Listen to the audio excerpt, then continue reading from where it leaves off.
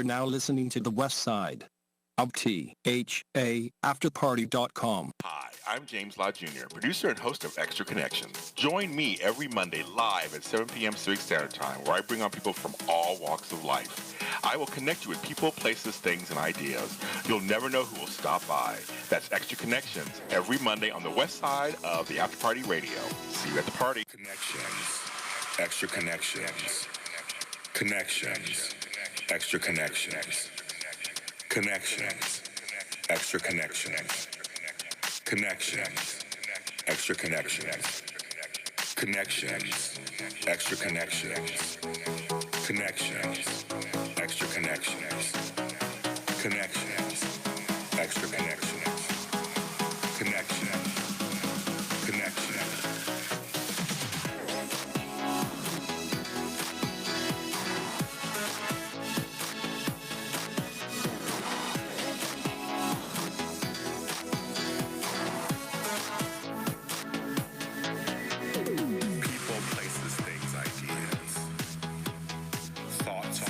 Emotions, healings, arts, culture, politics, science, health, music, acting, dance.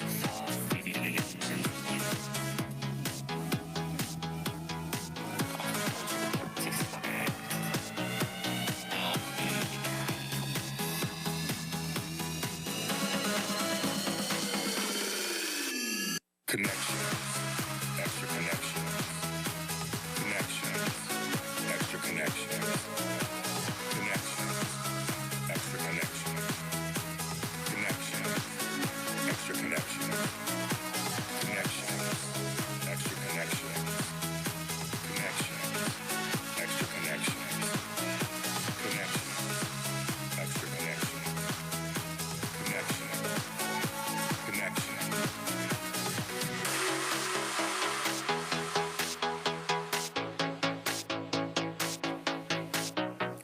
Older, younger, full hunger. Living life, victory, strife. Arts, culture, politics, science. Health, music, acting, dance. Health, music, acting, dance. Health, music, acting, dance. Health, music, acting, dance. Health, music, acting, dance. Connections, extra connections, connections, extra connections, connections, extra connections, connections, extra connections, connections, extra connections, connections, extra connections, connections, extra connections, connections, connections. Connections. Extra connections. Connections. Extra connections. It must be Monday. It's me, James Lott Jr. Welcome to Extra Connections. We're back. And we're black, but we're back. And I'm excited to be back here again. Brittany in the booth, of course, working it out, making me look halfway decent. And I have a great guest, of course, today. And I'm so happy because I've had a string of great guests, and I have more even coming. But this person, I haven't talked to him in person in a couple of years. He was on my other show that won that award. So I brought him on this show because I admire him so much. And his comic strip is celebrating a big milestone. He's also an author of a book called Fearless. And it's a really cool dude. And I'm telling you, I see him online and stuff, but seeing him in person after a couple of years, he has not aged a bit. Robb Armstrong. Thanks, James. How you doing? I'm great, man. I feel wonderful. It's nice to be here. Saying good, I'm glad. It's a This little is cold awesome, here. man.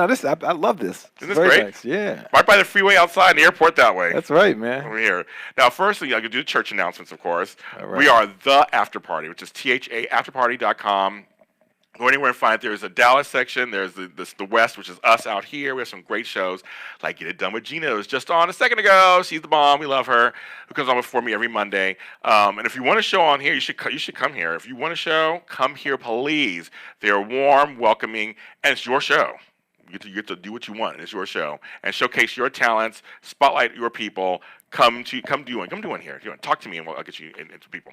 Now, also, we are Extra Connections. We are on iTunes, Spreaker.com, and iHeartRadio. We are on YouTube under my show, my channel, JLJ Media, and of course, we're here at After Party Radio, and we're also on It's one other thing I was going to say. Oh, on Facebook, Extra Connections Show. That's one big word. Go there. So I think I said everything. Yeah, that's everything. My goodness. Okay, I have to do it every time. Here's the bill. There we go. Right. I said it all. I'm done. Welcome to the show. Now, number one, your comic Jumpstart, Yes. which when I mentioned you, people were like, oh my God, I know. Yes. I just celebrated 30 years. 30 years, man. Jumpstart was launched on October 2nd, 1989. Now, I know when you started it, Right. you weren't thinking, I can't wait 30 years from now. I'm going to talk about this comic. Like, I'm sure you were probably just thinking the next strip. Right. I mean, weren't you when you first started? You're just kind of going, what's the next step? Not so much this longevity, I'm sure. Yeah, it's not that wise to think past that, only because there's no guarantees a comic strip will live more than a few years. Right. If you live 5 years in this business, it's kind of it's amazing. Yes. The fact.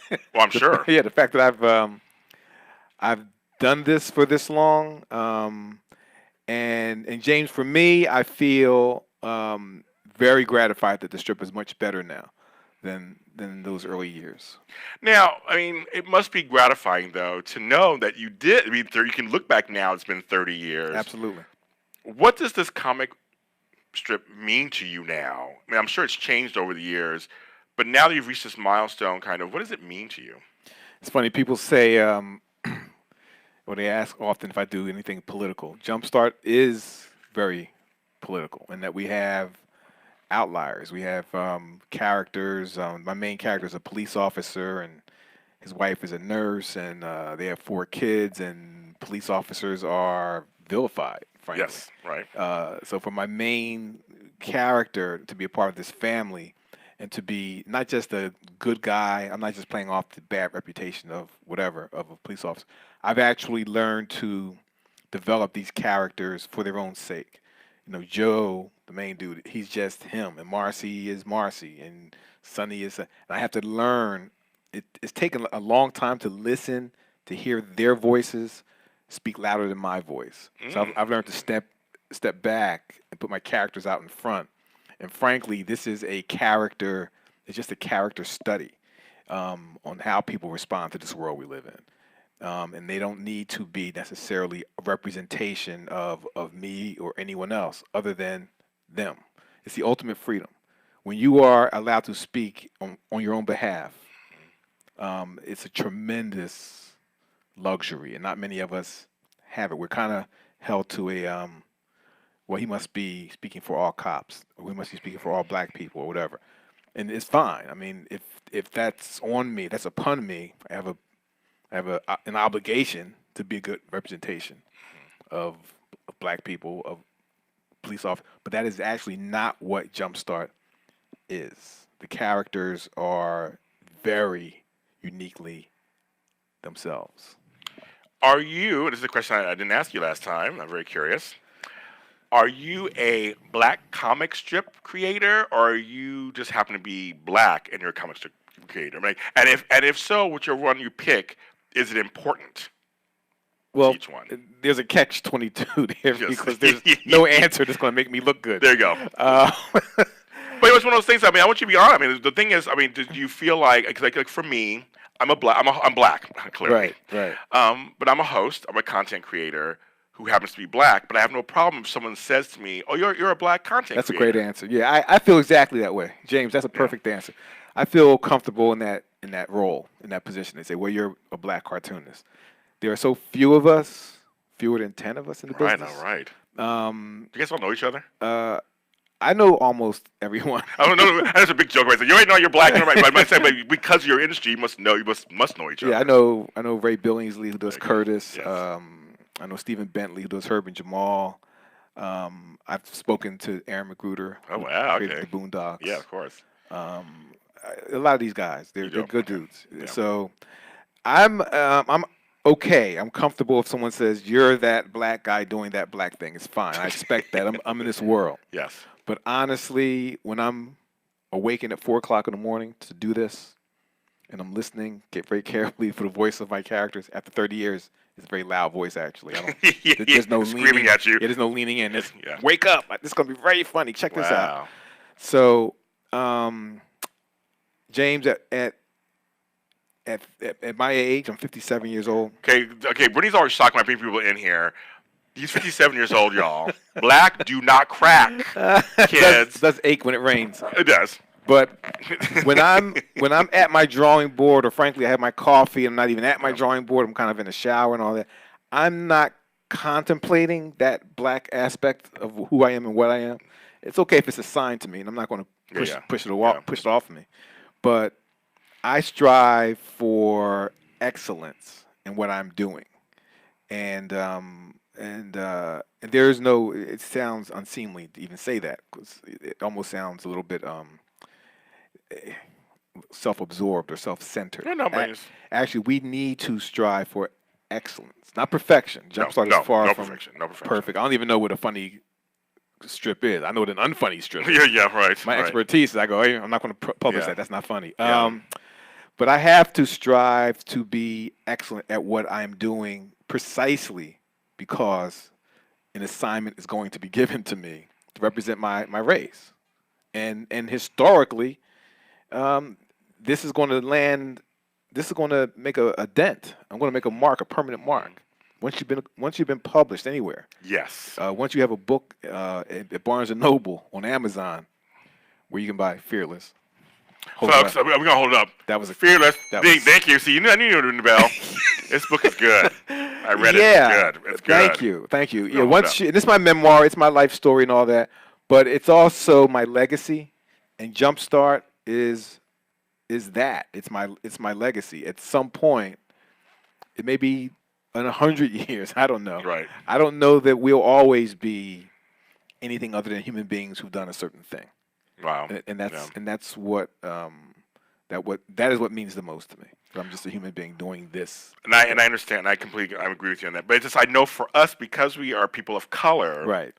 This is never asked to a white person, obviously. No. But anybody of color who does something is always like, well, it's like that's never asked to us, because creativity is creativity. It has no color, really.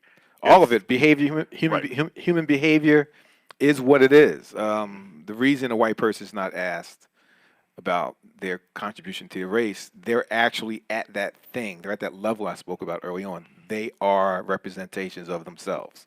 They're just them. Trump's not a bad reflection on white people. Right. He's whatever he does, they just go, you know. Right. Right. You know how he is. Yeah. Right. Exactly. It's just him. It doesn't stain. It doesn't spill over. No. Into even his offspring. It's just him. And then if his son does something, he goes, that's his kid. Right. Like, no one can understand how valuable that is unless you have it. Unless you are experiencing life as yourself, responsible for what you do, good and bad, by the way. Mm-hmm. You probably don't know real freedom. This is very close to real freedom, because at this point, 30 years down the line, I don't know that people compare Jumpstart to other strips, black or white. It's starting to be its own entity. It's starting to be something that represents itself, which is nice. Have you gotten some divine intervention, I'll call it, but you're like, wait a minute, I did a story similar to that already. Yeah. Has that happened yet? All the time. Okay. All the time, because I for years I didn't read old strips of mine. Like, I would do it and forget about it. Okay. Deliberately. Oh, okay. In an attempt to move on and be fresh but now you're like, yeah, the internet exists. There's a website really? and an app called GoComics.com, and Jumpstart is on that site. It's on GoComics.com. Okay. So even if you never read the newspaper, and Jumpstart is in 350 papers, but if you've never seen it there, you can always just open your phone, get this app, Go Comics. Well, as the creator of it, I can also go backward and read my own work that fast. Okay. And I don't slip into this thing you talk, which is a big problem when you're new. Yeah. When you've been doing it for 5 years, 6 years, you're like, wait a second. Was that me? Was that some other guy? Did I talk about this? All right. Did I see it on TV and whatever? I didn't watch my first 10 years. I didn't watch television. I was afraid I'd see something and then be influenced by it. So I would just stay away from everything. Like, I don't know where this idea came from, but I know it didn't come from that show. I don't watch that show, and it gives you a sense of focus. If you don't have too much influence from places you don't want it to come. Now, I don't feel that. The Strip has such a history. I can watch TV, I can go to the movies, I can read this book, that book, this comic strip, that comic strip. I'm not necessarily in fear of tripping over into some other creative realm because Jumpstart now has its own creative realm. I'm 10,000, actually about 12,000 strips into it. Oh my goodness. This is a new strip every day. Right. Up to, now we're into the 12,000. Will there ever be a compilation of all of them? I'm going to have a compilation coming out next 2020. Oh, I was just guessing. I was just thinking. Nice, thank you. I was just wondering about that. Wow. Okay. That's a lot of strips. It's a lot, and 10,000 strips will not be in that compilation. Oh, so right now we're going through my syndicate. I'm with Andrew's McNeil syndication in Kansas City, Missouri. Okay. So we're just going through. Shout out to some Gates Barbecue. Oh my goodness. Or Jack Stacks. One of the two. My burnt ends. Kansas City is amazing. I love Kansas City. I have family here, so I love Kansas City. I love the Power and Light District. I love also. I miss the country club area. I love all this stuff. It's a great city. It is. Good food. A well-kept secret too. Yeah, I agree. So yeah, I'm going through that process, finding out what's going to be in the book and stuff. Wow, that's neat. Now let's show some of these. You brought some stuff with you, so I you can did. put some ideas. You can show it to that camera there. It's really weird to show comic strips because you're going to expect me to read it out loud to you.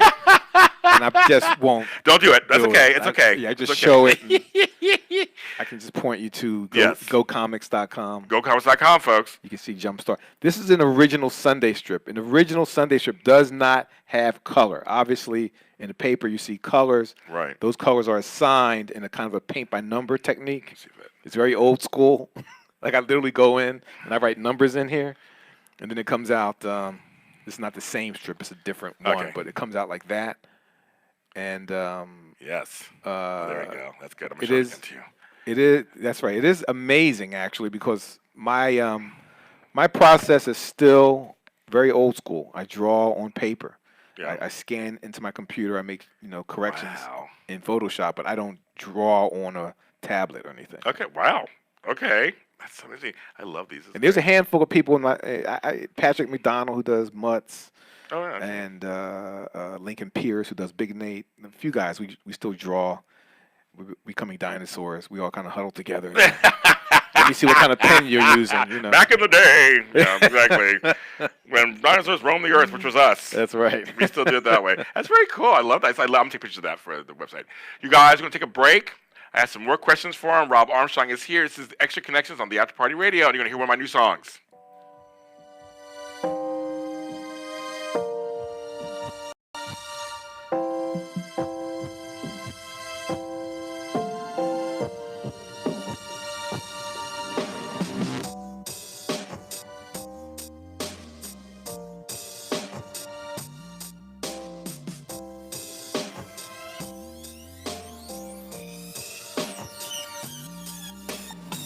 Son of a hippie, raised on Peter, Paul, and Mary, taught to love everybody, flower power and really cloudy. I am the son of a hippie. I love walking around barefoot while listening to The Association, playing heavily on rotation. All kinds of colors, all kinds of food, all kinds of people, all in a good mood. All kinds of colors, all kinds of food, all kinds of people, all in a good mood. All kinds of colors. All kinds of people, all kinds of colors, all kinds of people. I am the son of a hippie. It may sound dippy. I am the son of a hippie. I am the son of a hippie. I am the son of a hippie. Not to sound too trippy. I am the son of a hippie. I am the son of a hippie. I was raised to share. I was raised to care. Jefferson Airplane on the air. Afros and long hair. Incense and peppermints. Salty clouds and sunflower dreams.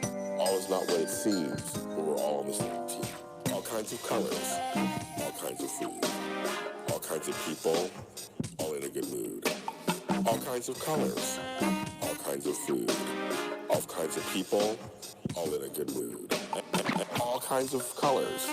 All kinds of food. All kinds of people. All in a good mood. All kinds of colors, all kinds of food, all kinds of people, all in a good mood. I am the son of a hippie. It may sound dippy. I am the son of a hippie. I am the son of a hippie. I am the son of a hippie. Not to sound too trippy. I am the son of a hippie. I am the son of a hippie. I am the son of a hippie, actually. My mother, Benita. Hey, Benita. She was a hippie back in the day. I'm James Lott Jr. Welcome to Extra Connections. We're here at Robb Armstrong, Jumpstart, and Fearless. That is one of my new songs from my new album out tomorrow. If you're watching this later, October 15th. The album's called Salty Clouds and Sunflower Dreams, and it's with the Third Dimension. And my producer, Palm, shout out to him, worked on this album for the last year. It's an album of songs that when I was going through when I was paralyzed last year, to coming back from that, for my weight loss, everything, the loss of my brother, all the songs, 19 songs, very interesting, and I'm excited for you to hear it. What happened to you last year? I had Bell's palsy, so half my face was paralyzed. What? For the year, yeah. So last year I couldn't do anything last year. Last year I was laying in bed, thought my life was over. And here I am. I know. Lost 70 pounds. I was much heavier, high blood pressure, everything. Yeah. Couldn't think, couldn't see, couldn't talk. It comes and goes by itself? It came on set one morning. I just woke up and I couldn't use my mouth. That's crazy. And my face got swollen and my ear was hurting. And then, this is good for everybody out there, for Bell's palsy. A lot of people have it. It's my new crusade. And that's terrifying. Yes. And it's really interesting. It was one of the scariest things in my life. And I had to watch it get worse. Wow. I caught it early, but you can't stop it. And it's also one of those things where it depends. Everybody's different. Some folks get it for 2 weeks, they're done. Some folks have it for 12 years. Really? I had it literally for like 9 months straight, and then I started getting better. Does it feel like a stroke or something? Yes, in your brain. Is it similar to a stroke? Yes, it is. So I got tested for both when I went in, because I used to be a nurse, and I know that strokes, they can catch them within the first 6-7 hours if you go in right away. So you feel anything weird, go in. I went to the doctor, I went right away. I went in. My mouth wouldn't work really well, and the night before I did 4 shows at AfterBuzz, my other network, and I look at the footage now. My mouth's doing weird things while I'm talking. Wow. I wasn't paying attention. I was busy. I was on camera. I was busy like performing and being on camera. But that morning I woke up and I was like, Mom, something's weird. I can't stick my tongue out. And I can't brush my teeth. I'm like, all of a sudden, spit was coming out, and I'm like, my eyes started watering, and I couldn't blink, and I was like, something's wrong. And I went to the doctor. That is weird. So everybody, watch out. Bell's palsy happens to everybody. It can happen to anybody, any age, anytime. Is it diet related, or it's not? It's stress related. One way is stress. The other way is if you get a deer tick. Lyme disease is another way. Pregnancy, which I'm not worried about that. But yeah, for mine was heavily stress, and I was obesely overweight. Wow. You look good now. Thank you. And I worked very hard. For what it's worth, it was kind of. It's kind of worth it. No, I got a whole. Trust me, You got a new lease on life now. Yeah, I got a new lease on life, and I feel like there's no accident happened before I turned 50. Isn't that something? I was coming up with a big change, and that kind of ushered in this big change for me, and I see everything very differently now. Well, this is the fly studio. I love it here. Okay, see, nice. He's never leaving. He's not leaving. It's very nice. So now, okay, so he's a cartoonist, comic writer. So because you write and you do the illustrations, correct? Both. Yeah, I believe it's actually a writing career. I think that it's tempting to kids in particular. When I go to grade schools and all that, kids think it's an art career, and it kind of is. I mean, art's a huge part of it, but it's the marriage of writing and art. It's the marriage of these things to communicate stories and to develop characters. That's what I do, and it requires a very serious focus on writing, which means because I guess it's almost the whole thing about it's not on the page, it's on the stage thing, where it kind of like if the writing isn't good, then the drawings won't come to you, I guess, or won't really make sense. Well, it's all communication. And that is not germane only to cartooning. What you do is all about communication. Yeah. If you're a singer, which you also are, if you're a rapper, if you are a politician, doesn't matter what you're doing. If your communication is unclear, if your thoughts are muddy and don't translate well to your audience, you can't survive in whatever industry you're in. You need to be very, very powerful, clear, and as brief as you can possibly be. And cartooning only gives you that much room to work. You know, those comic strips, when you see them printed, they're literally this big. I was going to ask you, I didn't ask you that last time either when I talked to you. How does that work? I mean, like, they say this is your space, right? If you're in a newspaper, this is your space. You have to make a story and draw within that space then. Absolutely. Wow. And Like a short story, almost. Like a really short story. a very short story, but I have the luxury of developing characters over a long period of time. This is something I didn't know when I was new, that I would have years Right. to develop a character. Television, if you notice, even when it's done great, like I love The Big Bang Theory when it was making new episodes. They had a cast that you knew. You knew the cast individually because they focused on character development better than I can't think of many other examples. Frasier was like that. Cheers was like that. If you just saw the words on the script, you could tell who was saying it. You knew when Sam was talking versus Norm. You know when Leonard's talking Yes. versus Sheldon. Yeah. They're both geeks and stuff, but you Right. know when this guy is speaking. Good character development on television has to happen fast. I have the luxury. They don't have the luxury of slowly rolling out a character. So their character traits are real overwhelming. Like pow, pow, pow. I can have subtlety, and my characters can come across as more human beings because I have years to slowly make their humanity evident. So best example of that is Marcy, who began her life in Jumpstart just being kind of a generic nurse. And now she's Marcy. I mean, Right. she's done things over the years that no one else would do. Right, She's right. not a typical woman, not a typical nurse, not a typical black person. Marcy Right. just turned down a massive raise, massive change in career because she wanted to continue being a nurse and help people get better, and turned down triple her salary Wow. to say, no, my thing is nursing. I want to be a nurse. And my readers were furious. Furious. Like, I've never got an onslaught like this. That's like, so funny. nobody would do that. Everybody. Because people tend to chase financial Yeah, goals. right. I'm not calling any, I'm not, I, No, right, I get right. it. I'm not, it's Right, no- I get you. No, I get it. Especially nowadays. if you get to the point where you can't easily be lured to do things for money, again, you achieve freedom. When if you say no, that's not my thing. I'm not doing that. What about this amount? You say it doesn't matter, and that's what I showed in Jumpstart. I showed a person who said, "Yeah, no, I get it. That's a lot of money, but no, it's not what I want to do." That is freedom.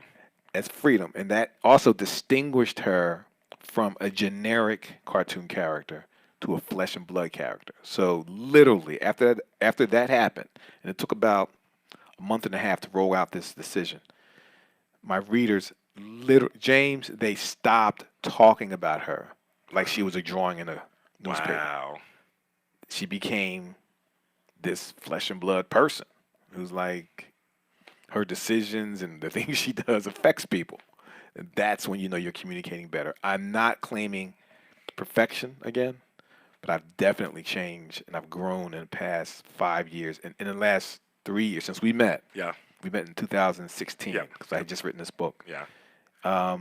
I've definitely gotten to a place where I only focus on how can I further roll out this character, what makes him tick, what makes her tick, this little kid, how are they different than an adult? And the kids give me great freedom because I can talk about Trump without mentioning his name. I don't want to sully my work by mentioning Trump. Yes. I don't want to mention everything this guy touches. You know? Yes. So I just have a character behaving childish. Yeah. I have a character lying. Right now, if you read Jumpstart, right now, literally, there's this thing happening where a lie has been told, and that lie started to snowball and get out of control. And now Sonny, who this happened to, is trying to put the genie back in the bottle and undo a internet lie, basically, about her. And she's a terrific little girl, like really smart and loves animals and stuff. And somehow this thing got out that she doesn't like animals, and that she's got stuffed animals in her house, and they're real. They're taxidermy. Like, she's like, wait a second, what? So now it's about lying.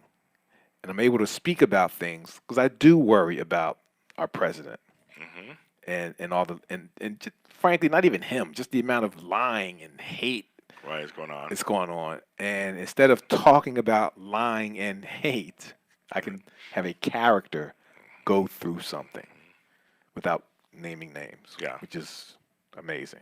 So go ahead and draw something for me. Oh, okay. He's so good. I like drawing something. So I'm going to tell a little story while you're drawing something for me. So I can Beautiful. relate to that. I have a book series called The Pill, Okay. and I killed off one of my major characters. Why'd you do that? That was always the plan all along, to tell the story. It's very cruel. I know. Well, I'm saying it because I got a lot of flack for that.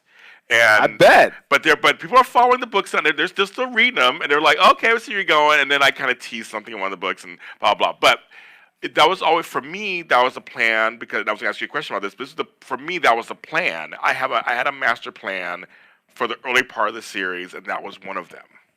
And so I wanted to fulfill that, regardless that it's my artistic integrity. This is what I want to do, and there's a reason. And I'm like, if you stick with it, there's a reason. For killing off a character, James, just so I'm sure you know this because you've done it. Now you've done it. Yes. Killing off a character really affects people in good ways and bad. Yes. But no one can ignore the fact that this character is gone. And dealing with the absence of that character must be a challenge. But it's good. It's fun. For Okay. me, as a writer, it's fun. Okay. Because I'm like, I have ideas. Right. And it's like it's fun for me. I'm like, for me, it's just it was part of the story, and the story I really wanted to tell was after that person's death. Oh, okay. And so that's what I wanted to do. And now people are really going, okay, now they're waiting. Now we're a few books after that now, so now they're really wanting to know what's going on and the twists and turns. But it was a lot of fun. It was a lot of fun hearing that. And like you just said, how people were kind of talking like, why didn't you take the money? Why didn't you? I'm sure over the years you've had a lot of people question certain decisions of certain characters, I'm sure, in the series. And I played with the exact thing you're talking about, which is how can I grow this storyline? The only way to grow this storyline is to kill off this character. That happened to this character named Dana. Dana's Marcy's boss. Okay. Marcy and Dana run a hospital together. Yeah. Dana's mother is a uber gazillionaire. Was. She had a heart condition. She died under Marcy's care in the hospital. Ooh, dang. And got back in touch with her strange daughter, Dana. So Dana was running from the shadow of this overbearing, wealthy person named Eunice Worthington, who, again, is not necessarily a Donald Trump character, but definitely Esque. Right. Kind of, you don't know where this money came Yes. from, and you start to understand why Dana was hiding in the streets as a homeless girl. She was just covered in stuff and had a backpack full of money. And Marcy reunited Dana with her mother, and then I took the mother character away. So you can see the lingering effects of having been raised by someone who could buy people. Right. Dana never wanted to be bought by her mother, so she just fled. And the death thing, exactly like what you're talking about, it allowed me to take a storyline, and it's very important that I move stories in this thing. Yeah. I just took that, how did your mother's overbearing nature affect you thing, and it just took me, it's a year and a half of material. See? That's kind of with me too. The next couple of books were really, they were good. I was able to really run on that. Right. And the grieving girlfriend and what's going on, and there's a whole thing about, for me, I wrote the pill it all came out of, and this is some folks who watch my stuff. The point was, I like taking pills, and as I got older, I had to take pills. So that kind of ran like, what if I didn't take the pills? What would I do? That's how the story was born. Wow. And it's a short story, and it became very popular, and people said they want to know more about it. I made it into a series. Interesting. So that's kind of how that happened. But fan reaction is always very interesting, because for you, it must be interesting because you have to find the balance of, well, I want the fans to keep reading it, obviously, but then you don't want to, not every fan is right in a weird way. Like, you can't cater to every fan. No. Somebody's going to be upset about something anyway. Exactly. So how do you navigate that? Well, my obligation is, again, it's to my family, it's to my career and stuff. Yes. But there is some, I have some obligation to be fair to people. So, having said that, if someone has a problem with something I've said, I always take it very seriously. Of course. Like I try never to defend Jumpstart or defend myself. If someone says this really bothered me, if I say no, it didn't, like, it's ridiculous. Right. This person got bothered. Right. Whether I feel it's just or not Right. is a different conversation. Right. So I immediately say, I'm so sorry that happened, and I'm going to try never to do that again, even if they're quote unquote wrong. I'm not going to do it again. I like that, actually. I mean, the thing that we talk about connections, extra connections. You're connecting with the audience, and you don't want to diminish their feelings. No. And that's in everything that I do. Same thing. I don't want to talk down to them or whatever. We really, really, really want to say we believe that you love our work. You took it seriously. It made you feel something, which is what we want anyway as creators, whether it's music or TV or movies or comics. You felt something from it. I did that. You felt something. I am honored you felt something strongly. Exactly. Whether I agree with you or not, I'm like, that's okay, good. Yeah. Something I created did that. Something you created did that. Yeah, and we are always doing it. Everything we do is packing an emotional punch, the show included. Everything is affecting people, intriguing them, sometimes captivating them. But the life that another person is living, we can't understand it all the time. So, it comes out of nowhere. I walked into elementary schools to give a presentation, and I've seen little kids bust out in tears because I said hello to them. I singled them out of a crowd of little kids. Wow. Hey, man, come up here. Hey. No, he just busts out crying. Oh my God! Just busts out crying. You don't know what anyone's bringing to that room, right. And you have to know when to say. I've learned when to say, "I'm so sorry." Get a teacher's attention. That was my bad. Yeah, you're like, I didn't know. Like, oops. Yeah. Who knew? You know what I mean? Right. And there are other times when you know. Sometimes you do know, because we also have the power to affect change. Yes, we do. And to protest. Yes, we do. And say, I don't appreciate this. I don't appreciate that. And you're not going to like what I have to say. And I've used those opportunities when I've been hired as a speaker to be on stage in front of a college crowd, ordinarily, not so much little kids, but in front of a college crowd, to let kids know, look, get involved. Don't just complain about this world. Get involved with this school. Voice your concerns. And don't be afraid. There's some fear is good to fuel you, but don't be afraid to put out music. Don't be afraid to put out a book. My girl Brittany she has music out. It's like, create something, put it out. It's scary a little bit to put it out there, right? It's scary to put something out there and have someone judge it or look at it or say something. Nothing frustrates me more than people who are afraid to put their content out there. Yeah. Because you don't need to have a record deal. Nope, not anymore. If you're a singer, sing. There's places that there's lots of places. Yes, there is. Where they will take your content. No, yes, seriously. If you're a director, direct. Right. If you're an actor, act. One of my best buddies is very successful.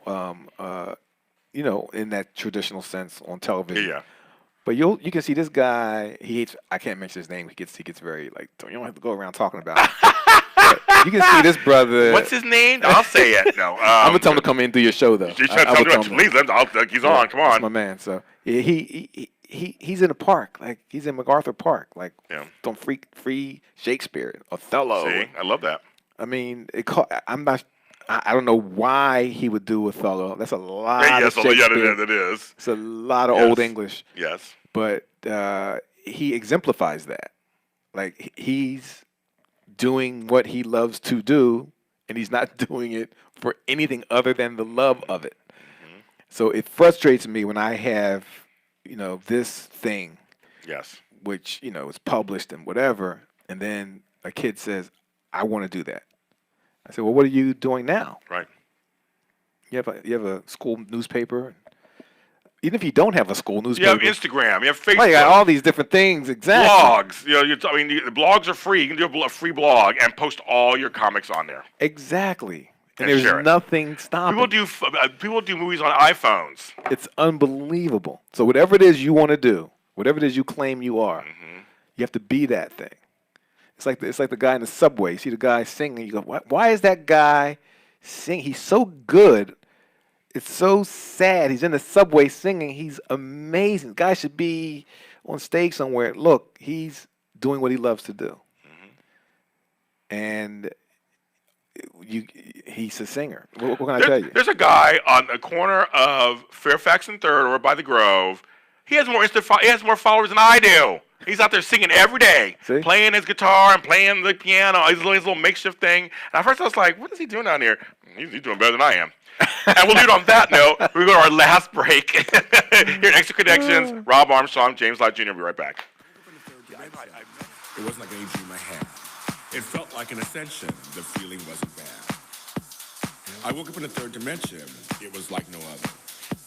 It felt like a elevation. Where is my brother? The third dimension. Put out your hands, feel the future. The third dimension. Put out your hands, you're in the future. The third dimension. Put out your hands, feel the future. The third dimension. Put out your hands, you're in the future.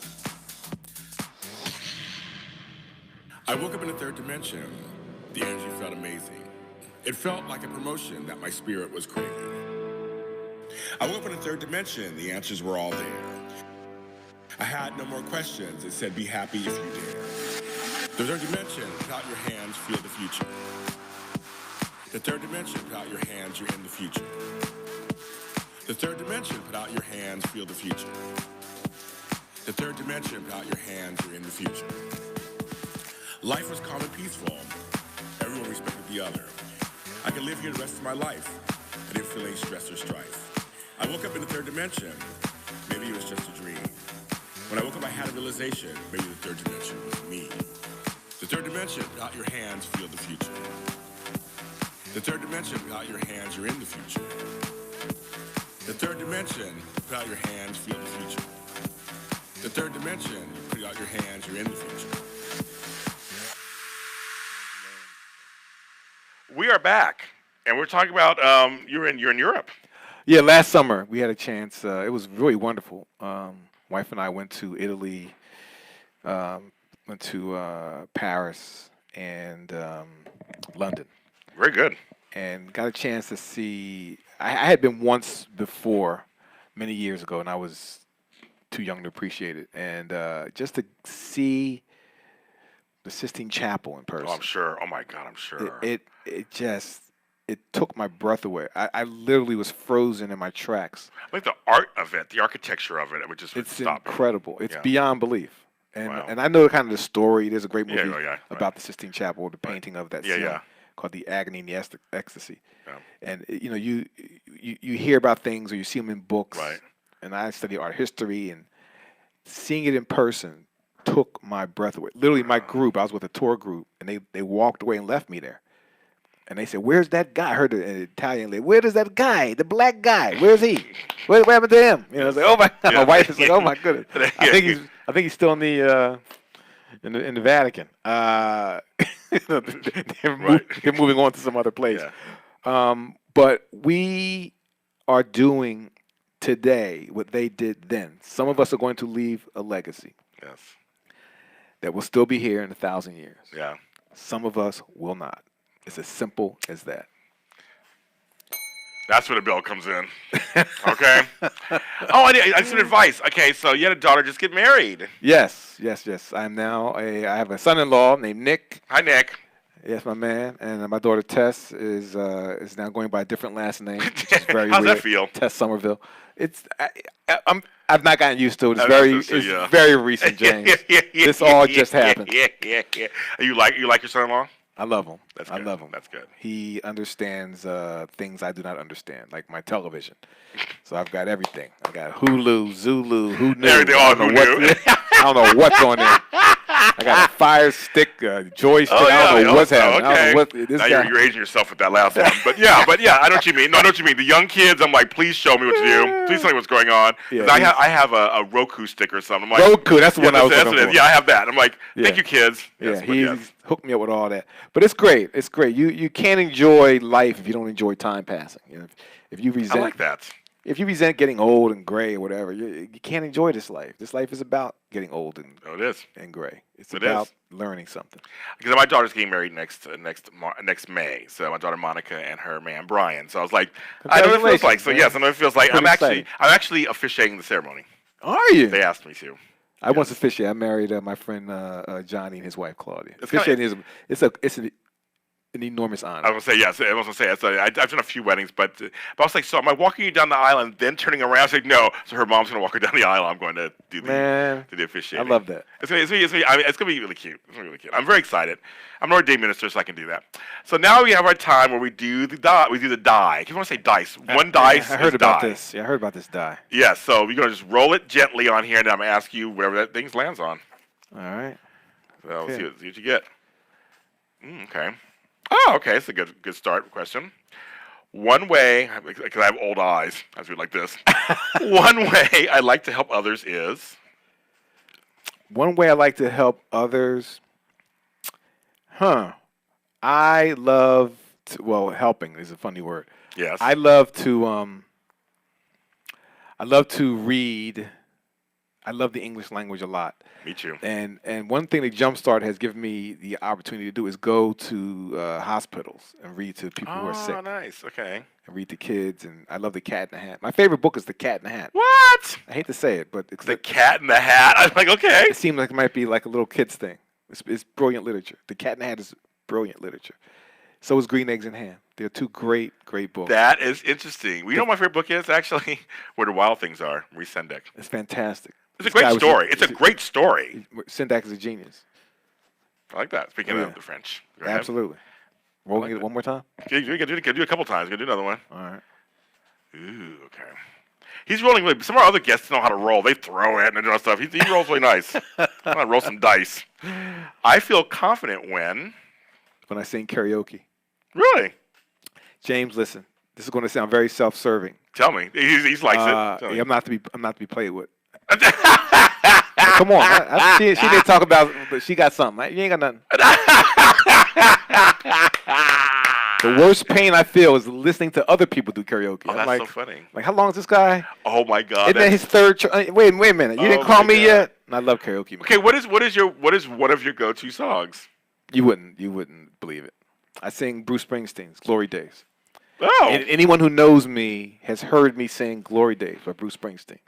I would have never guessed that of all these songs. I would I have know. never went that direction. I like Bruce Springsteen and I like the song. I just would never. No one guess ever that. sees it coming. They don't. No, they wouldn't. No, it's amazing. That is hilarious. Oh, James, it's fantastic. I've sung "Glory Days" hundreds of times. Every karaoke, I will pull over and just go in to some cowboy bar somewhere. I sang it in Gillies in Vegas. Wow. Gillies is like they have riding Yeah, broncos yeah, and yeah. mechanical horses and all Yeah. that. Real cowboys. And let me tell you something. Woohoo! They go crazy That's because they don't see that coming. Yeah, I'm speechless. I never saw that coming. You know? All right, one more time. Yeah, do it again. Ooh, okay. I rolled a different thing every time too, which is It was good. that's Some people get just things. amazing. Something I'm really good at is. Like just bragged about being good at. Oh, bunch of you rolled it, so I'm like, oh, I mean, you got to follow the dice. The die says so. I mean, we already know, obviously, drawing, karaoke. What else are you good at? I'm a good golfer. Oh. I'm not a great golfer. It's weird to brag about golf because the second you do, your game falls apart. Something happens out there you just Yes. can't recover from. I've been playing golf for 22 Wow. years. Okay. I Wow. got I've had 2 holes in ones within the last 7 months. Okay. 2 holes in one. Do Why- you play it all? No, I don't play, but I know what that means. Yeah, 1 shot off the tee. But I'm saying. So, think- why do you think all of a sudden you're doing that? I have no idea. Oh, okay. 20 years went by, nothing. And then suddenly 2 within 7 months. I think that the more you practice, there's an old expression the golfers know, which is the more you practice, the luckier you get. Oh.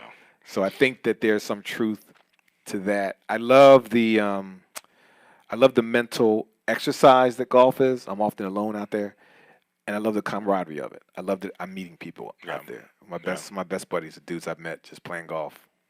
So I'm just happy I don't really stink at it. Golf is so hard that for years you're terrible. Like for years, for like 5 years, it's an embarrassment to be with you.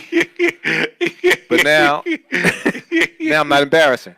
I could literally play with Tiger Woods. He would say that guy's not that great, but he knows all the rules. Like there'd be something about it he would say that's positive. Yes. That guy's no good, but he knows every tiny thing he knows. I'm a bowler, so. I like bowling. And bowling's not easy, folks, either. Bowling's not easy. There's technique to it. No, I threw my knee out, so I don't mess with bowling. Dang. I That tore can happen to you. meniscus bowling. I cannot That can bowl. happen. That can happen. Yeah, I don't know what happened. Something went pop, and I went, that's it. I love bowling. It's great. It's great exercise, folks. Actually, too. Great exercise. It is. If you don't have bad knees, It's it's wonderful exercise. Or bad arms, bad shoulders, bad rotator cuffs, things like that. You can actually play. But I never play. I've never done golf before ever. I've never played it. I've been invited, but I've never done it. I should try it. I think everyone should try it. Yeah. Here's why. Golf is a closed-off society. It's a culture unto itself. There's literally gates that you don't go behind unless you can play. So it opens up. It opens up doors quite literally to you that nothing else would ever open up. You're going to meet people you would never ordinarily meet if you have a little bit of what they call no shame in your game. Yeah. That's where I'm at. There's no shame in my game. It doesn't mean I'm ready for any tournaments or anything. It's just that I'm now at the point where I'm so comfortable playing it that I'm not worried about my score. That's what I'm trying to say. And that's like a great metaphor for life, kind of. Absolutely. When you try something, stay open to it. You meet all kinds of different people, well-roundedness, perseverance. There's all these things that come up for you when you're talking about that. And don't worry about your score. What's your score? Yeah. I like. Oh, didn't even do it. There we go. See, and I see what that's when you drop some knowledge like that, that's the bell comes in. That's right. Cheese and crackers. I love it. I mean, I could talk to you forever, obviously, but are you throwing me out? Gotta go. It's unbelievable. I know. I bring you to Inglewood, and I tell you gotta go. She's here 5 more minutes. I know, but I'm just saying I'm just winding stuff down to not throwing you out just yet. But no, on a serious note, I mean, do you see yourself doing this as long as you can draw? Absolutely. When I got syndicated, I was 26 years old. Wow, that's I was amazing. really young. In fact, that's amazing. For a while, I was the youngest cartoonist in the country. For a little while, it's no longer the case. And you've seen the changes too over the years. I've seen all the changes, but mostly I saw my mom's wishes for me come to fruition because I lost her so young. I was 19 when she passed away, and I'm not really getting into detail about my mom and her influence on me in my book Fearless. Yes, the book is actually named after her fearlessness, because she had to endure so much. Single mom in Philadelphia. My oldest brother was killed in a freak accident. My brother next in line was a victim of a police brutality case that lasted all through my teenage life. He was beaten up by the cops and blah blah blah. So I was this hope for the family. Family, yeah. And for her, and she wanted me to go to private school and college and all of that, and she believed that one day I was going to become a cartoonist. It may seem obvious. You go, yeah, well, of course, you have all this ability. I didn't really have the ability then, and she was the only person who believed it. No one else. I have 4 brothers and sisters. I have lots of teachers and lots of friends. No one thought this was realistic. It was crazy in a way. I was a kid of the 60s and 70s. Yeah. And I was saying I want to be in the comics pages like Peanuts. You must have said you want to be an astronaut or something. Right, something it's like crazy. Exactly. It's like being an astronaut or anything. I want to be like Snoopy. I want to have and signed my deal when I was 26. Met Charles Schultz, creator of Peanuts. The following year, that was 1990, and in 1998, Schultz, he and I become friends by then. Not best buddies. I don't want to overstate this, but we had dinner a few times. And in 1998, he called me and said, "Rob, I have a favor. Oh, yeah. I have a character in my strip named Franklin. Okay. Yes. He has no last name. I'm hoping I can use your last name from now on." I love that. I love that. So the black character, folks. That black character. And the Peanuts. Yeah. Last name. Isn't that crazy? It was the fulfillment of my mom's every hope. Yeah. Not just for me, but for her family. And this thing happening has kept her memory alive. Obviously, she's in my book. Yeah. She's on my mind. When I give a speech, That's Lott so great. Armstrong. Thank you. Thanks, Mom. Thanks, Mom. I love that. I love that. Where can people find you? Go Comics, of course. .com is where you can find the show. But where can they find you? And so if they want to talk to you or find more, find your book or wherever, where can they do that? I'm on Facebook. My name, Robb with 2 B's, Armstrong. On 2 B's, folks, not one. I'm on Instagram, Robb T. Armstrong. Mm-hmm. And I'm on, I've Jumpstart by Robb on Twitter. Yep. But you can send me an email. Just send me, I'm Robb at robbarmstrong.com. Okay. There you go, folks. Thanks for being on the show. My man. You're the best. Thank you. You're the best. No, you are. You're the best. Now, you guys, Black excellence right here. Comic excellence and writer excellence right here. Right here, Robb Armstrong, you guys. Exactly, all of that. Love you, man. Love you too. And you guys, thanks for watching, of course. I have a great guest next week. His name is James Moses Black. He's a great actor, doing amazing things, and one of the nicest guys in the business. And just, I mean, I'm so happy to have him back. I've had him on my other show before, and I brought him here. So we got to talk. So we're going to talk about two Jameses, James Squared in the building coming on. And next month in November, I have so many great guests, including a restaurant, a soul food restaurant, Comfort LA, is coming here, bringing food, Brittany, bringing food. And we're going to talk about their restaurant here in Inglewood. So that's one of the guests I have. I got some goodies coming up for you guys. I'll be back for that. He'll be all outside. Right out there. Okay, so you can find this show on the After Party Radio. Thanks to everybody here for showcasing the show with us and being such a great support. Montana, my girl Montana, I'll give a shout out to her because she's always just so wonderful. Brittany in the booth, of course, making me look and sound like I'm halfway decent. I know what I'm doing. And, of course, the show is on Facebook, Extra Connection Show. We're on iTunes, iHeartRadio, Spreaker.com, and YouTube under Extra Connections with James Lott Jr. My album's out tomorrow, Salty Cloud, Sunflower Dreams, anywhere where music is. Of course, and where can you find me? On all social media platforms where James Lott Jr. is sold, at James Lott Jr. everywhere. No, just Google my name and you'll find me. We'll see you next Monday. Take care, everybody.